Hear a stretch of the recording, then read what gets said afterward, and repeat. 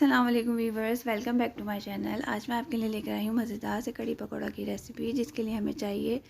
यहाँ मैंने 2 अदद प्याज ली है, 4 अदद हरी मिर्चें ली है, 7 से 8 लहसुन के जवे लिए हैं, जिसे मैंने कर लिया है ब्लेंड। और यहाँ मेरे पास है हाफ़ कप बेसन,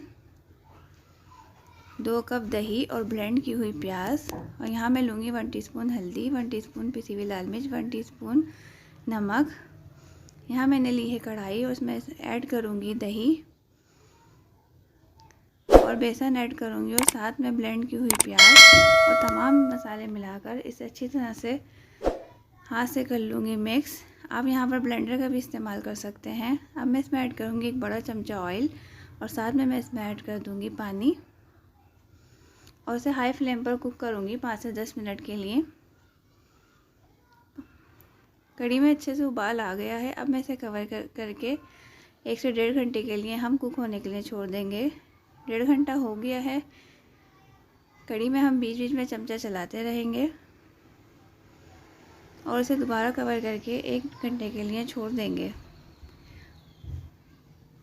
पकौड़े के लिए मैंने यहाँ लिया है 1.5 कप बेसन, 2 अदद दरमियाने साइज़ की मैंने प्याज ली है, हरा धनिया, 6 से 7 हरी मिर्चें, half tea spoon salt, half tea spoon पिसी हुई लाल मिर्च। तमाम मसाले मैं बेसन में ऐड कर लूँगी। मैं पानी ऐड करके इसे अच्छी से हाथ से फेंट लूँगी। इसमें मैंने कोई बेकिंग सोडा वगैरह ऐड नहीं किया है। चलते हैं कढ़ी की तरफ। कढ़ी हमारी अच्छे से कुक हो गई है। अब हम इसमें शामिल करेंगे पानी और इसे लो फ्लेम पे 5 से 10 मिनट के लिए कुक होने के लिए रख देंगे। यहाँ ऑयल मैंने गरम कर लिया था। यहाँ मैं इसमें ऐड कर रहे हैं पकोड़े। पकोड़े मैं मीडियम साइज़ के बना रही हूँ। पकोड़े हो गए हैं रेडी।